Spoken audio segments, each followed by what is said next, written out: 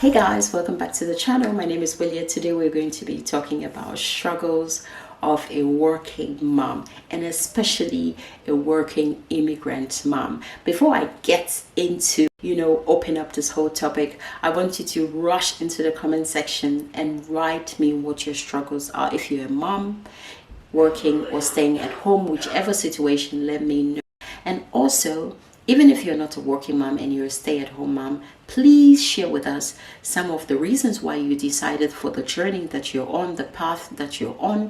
What are your struggles? Because I don't want to leave anybody out. And then our other or last category will definitely be our colleagues at work who are not parents. What do you think about people who have kids? Be honest with us in the comment section. So the number one struggle that I have will be guilt. Okay, feeling of guilt. I feel like I put my son in the kindergarten and then I go to work, so I don't have time to see him, and then I have so less time after work, and so I'm not spending so much time with him. I don't know if I'm the only person who feels that way, but I was just asking some friends of mine. I was also looking on Google for people's experience, and most people feel the same way, guilt. Okay, for me, I kind of like comfort myself with the fact that if I would not work, or if we as parents would not work, how would we provide for our children? The better life that we are all searching for will not be possible without working. Even if you have your own job, you still have to put in some hours. You still have to work on your project so that it can be successful. So yeah, that's the pro and the cons. The second is definitely how people look at you at the workplace. I feel like when women who have children apply for jobs, the possibility that they will have the job to a person who don't have kids is so high. Okay, because obviously your employer is looking for someone who is flexible and available.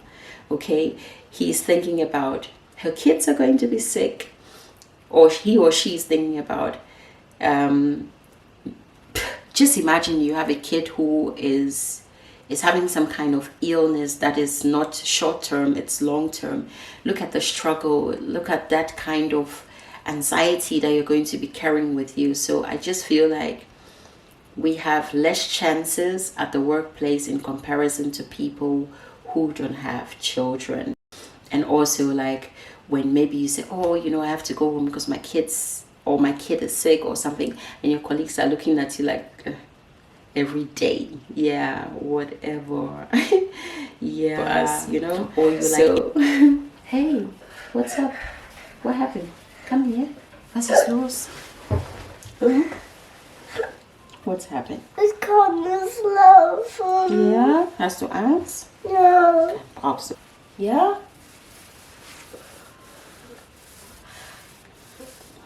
I'm going to go to point number 3.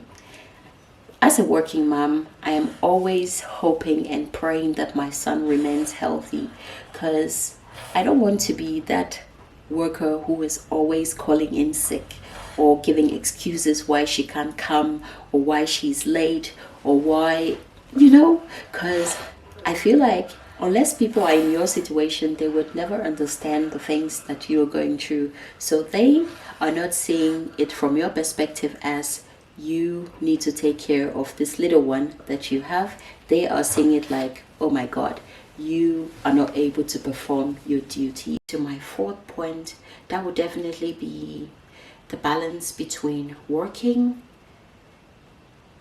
managing the home, managing friendships, relationships, and then managing myself at the same time. Sometimes all of it can be so overwhelming, and someone would say, then spare yourself the trouble. Someone will say, then spare yourself the trouble, don't have kids, or then stay at home. Or it's easier for everybody to give you their kind of advice depending on what you say your struggles are. There are some people who would agree with this video because they are moms and they have the same experience. Some other moms would say, I'm okay, but just note that We all have different fields, and we're all working in different sectors, industries, or we have different professions. And so maybe for you it might be perfect because you maybe have a good work life balance, you have family around you. And one of the most important keyword I am missing here is being an immigrant, a mom, and a worker at the same time. And whoa, those of you who are immigrants, you are working and you are single parents, oh my God, I can just applaud you, because even managing with a partner, you still have your struggles. Then just imagine being in a country where you are not from, you have no relatives, you have no support system, then you have to work. And another struggle for me is definitely bringing my child to the daycare or the kindergarten as they call it here. And I am blessed to an extent that we live in a very smaller village, or a city. Let me correct that. It's a city, not a village. We live in a smaller city where it's kind of like almost everyone has an overview about whoever is in the city in a way, and his grandparents or his granddad or his dad grew up here. So we have that advantage that they have relationships with some people, you know who. But even with that, I still do have worries. When I see a change in his behavior, I do think about it. So those are some of my struggles.